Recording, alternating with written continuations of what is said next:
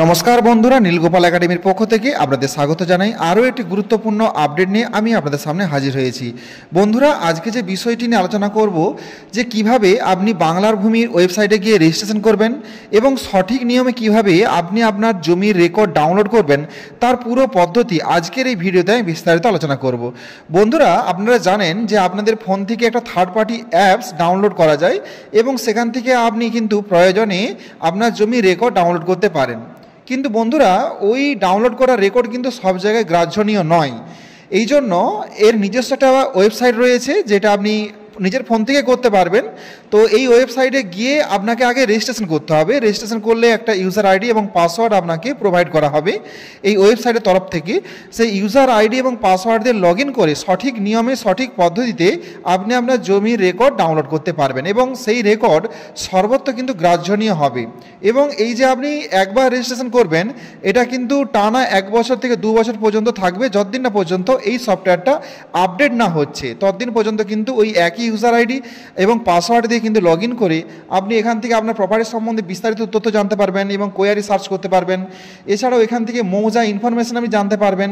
যে কোনো রকম জমির রেকর্ড কিন্তু এখান থেকে ডাউনলোড করতে পারবেন। এছাড়াও অন্যান্য প্রয়োজনেও কিন্তু এই ইউজার আইডি এবং পাসওয়ার্ড ব্যবহার করে এই বাংলার ভূমি ওয়েবসাইট থেকে বিভিন্ন রকমের ডকুমেন্ট ডাউনলোড করতে পারবেন। তো আপনি কিভাবে এই বাংলার ভূমি ওয়েবসাইটে গিয়ে রেজিস্ট্রেশন করবেন, আগে তার পদ্ধতি আমি আপনাদের দেখাই। ফার্স্ট আপনি আপনার ফোনের গুগলে যাবেন। গুগলে যে টাইপ করবেন বাংলার ভূমি, এটা লিখে সার্চ করবেন। করার পর এই যে দেখুন প্রথমে যেটা আছে বাংলার ভূমি, এটাতে ক্লিক করবেন। এটাতে ক্লিক করার সাথে সাথে দেখুন বাংলার ভূমির ওয়েবসাইটের অফিসিয়াল ওয়েব পেজটি কিন্তু ওপেন হয়ে যাবে, দেখতেই পাচ্ছেন।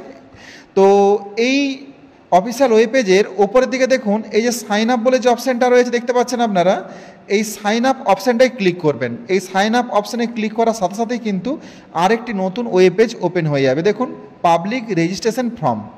প্রথমে দেখুন বন্ধুরা, এখানে ফার্স্ট নেম দেওয়া আছে, স্টার চিহ্ন যেগুলো দেওয়া আছে, স্টার মার্ক করা আছে, এইগুলো অবশ্যই ফিল আপ আপনাদের করতে হবে। প্রথমে ফার্স্ট নেম দেবেন, মিডিল নেম থাকলে দেবেন, নাহলে দেওয়ার প্রয়োজন নেই। এরপর লাস্ট নেম দেবেন, এরপরে গার্জেন নেম দিবেন এবং এখানে অ্যাড্রেসে আপনার ভিলেজের নামটা বসিয়ে দেবেন। ইউজার টাইপ সিটিজেন থাকবে, এরপর এটা বসানোর দরকার নেই। এরপর পিএস দেবেন এবং ডিস্ট্রিক্ট দেবেন, পিনকোড দেবেন, ইমেল অ্যাড্রেস থাকলে দেবেন, না দিলে প্রয়োজন নেই।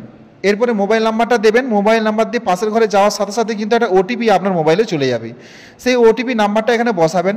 বসানোর পরে পাসওয়ার্ড বন্ধুরা প্রথমটা ক্যাপিটাল লেটার দেবেন, তারপরে @ দেবেন, কিছু সংখ্যা দেবেন এবং কিছু স্মল লেটার দেবেন। যেই পাসওয়ার্ডটা এখানে দেবেন সেই একই পাসওয়ার্ড এই কনফার্ম পাসওয়ার্ডে দেবেন। এরপরে দেখুন এই যে ক্যাপচার কোডটা যেটা আছে, ক্যাপচার কোডটা এখানে বসাবেন। এই ক্যাপচার কোডটা বসানোর কিন্তু বন্ধুরা একটু শুনে রাখুন ব্যাপারটা। এই যে দেখুন 6 4 7 5 আছে, প্রত্যেকটার মাঝে কিন্তু পেস আছে।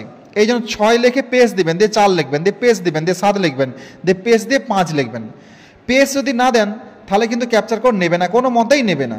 এরপরে যে দেখুন সাবমিট বলে যে অপশানটা আছে, আপনারা এই সাবমিটে ক্লিক করবেন। সাবমিটে ক্লিক করার সাথে সাথে কিন্তু আপনার রেজিস্ট্রেশন প্রক্রিয়াটি সমাপ্ত হবে। বন্ধুরা, এরপর আপনি এই নো ইউর প্রপার্টি যেটা আছে দেখতে পাচ্ছেন, আপনি এখানেও ক্লিক করতে পারেন, অথবা এই যে সাইন ইন অপশানটা রয়েছে এখানেও ক্লিক করতে পারেন।